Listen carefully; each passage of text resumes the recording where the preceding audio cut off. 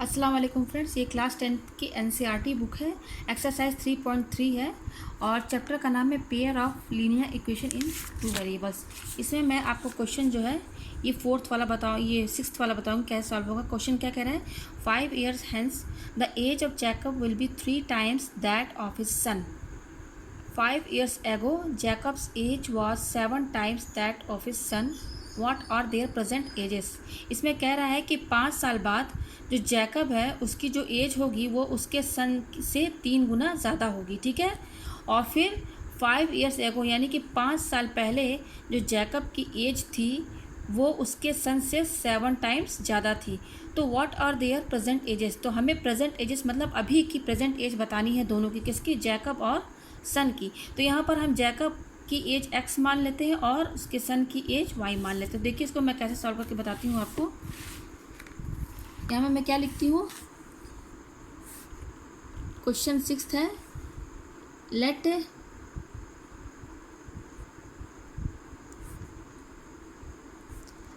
The present age of Jacob be x years, ठीक है। मतलब अभी की जो एज है जैकब की वो हम x ईयर्स मान लेते हैं, ठीक है। कुछ तो एज होगी ना, क्या एज है ये तो हमें पता नहीं, इसलिए हम x लेकर चलेंगे, ठीक है। और and the present age of son be y years, ठीक है। ठीक है, हमने एज ये दोनों की मान ली है, जैकब की x ईयर्स मान ली है और इसके सन की y ईयर्स मान ली है। तो फिर अब हम किताब के अकॉर्डिंग जो कंडीशन बोल रही है, यानी कि कह रहा है कि 5 years hence, 5 years hence का मतलब कि 5 साल बाद जो जैकब की एज होगी वो उसके सन से 3 गुना ज़्यादा होगी। तो 5 साल बाद प्रेजेंट एज क्या है, x और y। तो 5 years hence, 5 year hence यानी कि 5 साल बाद, 5 साल बाद मतलब कि जैसे मान लीजिए कि मेरी एज अभी 30 है, तो 5 साल बाद मेरी एज क्या होगी, 30 + 5। और यहाँ पर प्रेजेंट एज जैकब की क्या है, वो है x। तो 5 साल बाद कितनी होगी जैकब की एज, x + 5। उसी तरह से उसकी बेटे की भी एज y + 5 हो जाएगी, ठीक है। ये हो गया, ये तो आपको समझ में आ गया होगा। अब क्या कह रहा है क्वेश्चन किताब में, कि किताब में कह रहा है कि द एज ऑफ जैकब यानी कि 5 साल बाद, तो 5 साल बाद हमने उन दोनों की एज में 5 ऐड कर दिया। उसके बाद जैकब की, क्योंकि जैकब उसका फादर है तो ऑब्वियस सी बात है कि उसकी एज जो होगी उसके सन से तो ज़्यादा होगी। तो कैसे होगी ज़्यादा, देखिए तो जैकब की जो एज होगी उसके सन से 3 गुना ज़्यादा है। तो देखिए ये जैकब की एज है और ये उसके सन की एज है। कह रहा है कि 3 times ज़्यादा है, तो 3 times यानी कि 3 times मतलब मल्टीप्लाई, 3 गुना ज़्यादा है, ठीक है। तो ये हो गया, तो ये इक्वेशन हमारी बन गई, ठीक है। तो इसको आप सॉल्व कीजिए, x + 5 = ये हो जाएगा, इसको 3 से, ये 3 है जो दोनों में मल्टीप्लाई होगा, तो 3 को y से मल्टीप्लाई कीजिए 3y, और फिर 3 को 5 से मल्टीप्लाई कीजिए 3 × 5 = 15। तो x और y वेरिएबल को एक साइड रखिए और नंबर को एक साइड रखिए। तो वेरिएबल x यहाँ पर है और ये 3y जो है ये भी वेरिएबल है, इसको इधर लेकर आइए। तो = के इधर लेकर आएंगे तो इसका साइन क्या है, प्लस है। जब ये = के इधर यानी कि लेफ्ट हैंड साइड में आएगा तो ये हमारा क्या हो जाएगा, -3y। फिर = ये 15 यहीं पे रहेगा। अब ये +15 को हम = के इधर यानी कि राइट हैंड साइड में लेकर आएंगे तो साइन प्लस है, जब राइट हैंड साइड में आएगा ना तो ये साइन चेंज हो जाएगा, तो ये -5 हो जाएगा। तो ये हमारा बन जाएगा 10, ठीक है। तो एक तो ये क्वेश्चन हमारी बन गई। अब देखिए दूसरा कंडीशन क्या कह रहा है क्वेश्चन में, ये तो 5 साल बाद की एज थी ना, अब बता रहा है 5 years ago। तो 5 years ago मतलब कि 5 साल पहले, जैसे कि मेरी एज अगर 30 अभी है प्रेजेंट एज, तो 5 साल पहले क्या हो जाएगी, 30 - 5। तो उसी तरह से प्रेजेंट एज जैकब की क्या है, x है। तो 5 years ago क्या होगी, दोनों की एज घटेगी। 5 years ago का मतलब क्या है, जैकब की एज यानी कि x - 5 होगी, तो उसके सन की भी एज y - 5 होगी, ठीक है। अब देखिए क्या कह रहा है, कंडीशन क्या लगेगी इसमें कि 5 years ago Jacob's age was 7 times that of his son, यानी कि 5 साल पहले जैकब की जो एज थी वो उसके बेटे से 7 times ज़्यादा थी, ठीक है। 7 times यानी कि क्या लेंगे यहाँ पर 7 times, तो यानी कि 7 मल्टीप्लाई कर दीजिए। अब 7 times का मतलब क्या है, 7 गुना, तो इसमें 7 मल्टीप्लाई होगा, यहाँ पे = लगा दीजिए। तो अब यहाँ पे क्या, एक ये भी इक्वेशन बन गई, तो इसको सॉल्व कीजिए आप। तो ये हो जाएगी x - 5 = ये 7 इस दोनों में मल्टीप्लाई होगा, तो 7 को y से मल्टीप्लाई किया तो 7y और -7 × 5 = 35। 5, ठीक है। ये आ गई हमारे पास। तो हमारे पास देखिए 2 इक्वेशन आ गई, एक ये वाली x minus 3y equal to 10। अभी इसको भी सॉल्व कीजिए। इसमें भी क्या है, वेरिएबल को एक साइड ले लीजिए। वेरिएबल क्या है, x और y है हमारा, तो वेरिएबल को एक साइड ले लीजिए और नंबर को एक साइड ले लीजिए। तो ये x यहीं पर रहेगा। अब ये 7y को इधर लेकर आना है, तो ये प्लस है, तो इज इक्वल टू कि इधर आएगा लेफ्ट हैंड साइड में, तो क्या हो जाएगा, साइन चेंज हो जाएगा, ध्यान दीजिएगा। वो हो जाएगा 7y, फिर इक्वल टू ये क्या है -35, ठीक है। ये तो यहीं पर रहेगा। अब इस -5 को हम इज इक्वल टू किधर लेकर आएंगे, तो ये माइनस साइन है, जब इक्वल टू किधर आएगा तो ये +5 हो जाएगा। तो ये क्या हो जाएगा, माइनस प्लस माइनस, तो 35 में से 5 माइनस किया तो क्या आया 30। और बड़ा क्या है इसमें, दोनों में से बड़ा क्या है, ये नंबर है 35, उसकी साइन क्या है माइनस। तो जो बड़ा नंबर होगा उसी का साइन लगता है, ठीक है।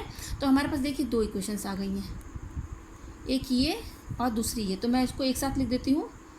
पहला क्या है, x minus 3y equal to 10, ठीक है। दूसरा क्या है, x minus 7y equal to -30, ये हमने लिख दिया, ठीक है। तो हमें सब्स्टिट्यूशन मेथड से सॉल्व करना है, ठीक है।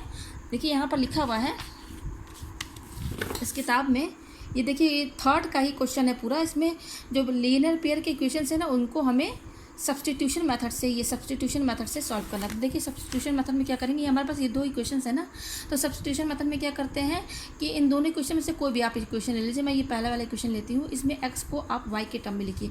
तो देखिए ये वाला इक्वेशन है, इसको आप y के टर्म में कैसे लिखेंगे, ये x इसको यहीं पर रखिए, बस इस -3y को हम इक्वल टू किधर लेकर आएंगे, तो ये हो जाएगा x इक्वल टू 10, और ये -3y इधर आएगा तो क्या हो जाएगा +3y, ठीक है। तो हमने इस इक्वेशन से x की वैल्यू निकाली, और x की वैल्यू किसके टर्म में है, y के टर्म में, ठीक है। अब ये x की वैल्यू को जो है इस दूसरे वाले इक्वेशन में, ये क्या थी हमारी फर्स्ट इक्वेशन है और ये सेकंड इक्वेशन है, तो x की जो वैल्यू हमने फर्स्ट इक्वेशन से निकाली है y के टर्म्स में, देखिए ये x की वैल्यू y के टर्म्स में, तो इसको हम सेकंड इक्वेशन में पुट करेंगे। तो क्या लिखेंगे, put the value of x in equation second ये है हमारी। तो x माइनस, हम इसको लिख देते हैं -30, ठीक है। तो x की वैल्यू क्या है 10 + 3y, ठीक है। फिर क्या, ये x की वैल्यू मैंने ये लिख दिया 10 + 3y, यहाँ से देखिए ये वाली। फिर ये क्या है -7y, इसको लिख देंगे यहाँ पर इक्वल टू -30। फिर ये क्या हो जाएगा हमारा, ये 10 + 3y है, तो 10 यहीं पर रहेगा। अच्छा ये देखिए ये +3y है और ये -7y, ठीक है। तो प्लस माइनस क्या हो जाएंगे, माइनस, तो 7 में से 3 माइनस कीजिए तो क्या आएगा 4y, ठीक है। अभी तो हमने सिर्फ माइनस किया, अब साइन किसका लगेगा, तो 3 बड़ा है कि 7 बड़ा है, तो 7 बड़ा है, तो 7 का साइन क्या है माइनस, तो यहाँ हम क्या लगाएंगे माइनस इक्वल टू -30, ठीक है। ये हो गया हमारा। तो देखिए हमें केवल y की वैल्यू चाहिए, तो y वाला टर्म जो है ना ये है हमारा, तो इसको यहीं पर लिख दीजिए। इसके साथ ये जो नंबर है, इस नंबर को हम यहाँ इक्वल टू इधर लेकर जाएंगे, ठीक है। और ये -30 भी यहीं पे रहेगा, क्योंकि हमें y की वैल्यू चाहिए, तो हम y की टर्म केवल यहाँ पे रखेंगे सिंगल, ठीक है। और जो नंबर है, नंबर को नंबर साइड कर देंगे, तो ये +10 है, तो इक्वल टू की इधर जाएगा तो क्या हो जाएगा -10। तो यहाँ से -4y क्या हो गया हमारा, माइनस माइनस, देखिए माइनस माइनस क्या हो जाएगा, माइनस माइनस प्लस, तो 30 + 10 कितना हो गया 40। और साइन किसका लगेगा, 10 बड़ा है कि 30, तो 30 बड़ा है, 30 का साइन क्या है माइनस, तो हम यहाँ माइनस लगाएंगे। तो देखिए ये -4y है और ये इक्वल टू -40, तो देखिए ये माइनस माइनस कैंसिल, तो यह अब 4y इक्वल टू 40 आया हमारा। तो y की वैल्यू क्या होगी, इसमें देखिए 4 और y के बीच में मल्टीप्लिकेशन का साइन है, तो हमें केवल y की वैल्यू चाहिए। तो y की वैल्यू कैसे निकलेगी, ये 4 मल्टीप्लाई में है, इज इक्वल टू कि इधर लेकर आएंगे तो ये डिवाइड में हो जाएगा, ठीक है। तो डिवाइड में हो जाएगा, तो देखिए 10 आया, और y किसकी एज थी हमारी, उसके बेटे की, सन की, तो y की वैल्यू ये हो गई। तो x की वैल्यू कैसे निकालेंगे, देखिए हमने x को y के टर्म में निकाला था, ये देखिए ये, हाँ, तो ये इसकी इस इक्वेशन ए बोल देते हैं, ठीक है। तो put the value of y in equation A, ठीक है। यहाँ पे मैं समझाती हूँ, put the value of y in equation A. Equation A मेरी क्या है, देखिए इक्वेशन ए मेरी ये, ठीक है, x इक्वल टू 10 + 3y, ठीक है। तो x इक्वल टू 10 और 3, y की वैल्यू हमारी कितनी आई हुई है, y की वैल्यू हमारी 10 आई हुई है। तो x इक्वल टू ये 10 + 3 10 × 30, तो ये हो जाएगा 40। तो x किसकी एज थी, जैकब की, जैकब को हमने क्या माना था, जैकब्स एज क्या है हमारी 40 ईयर्स, ठीक है।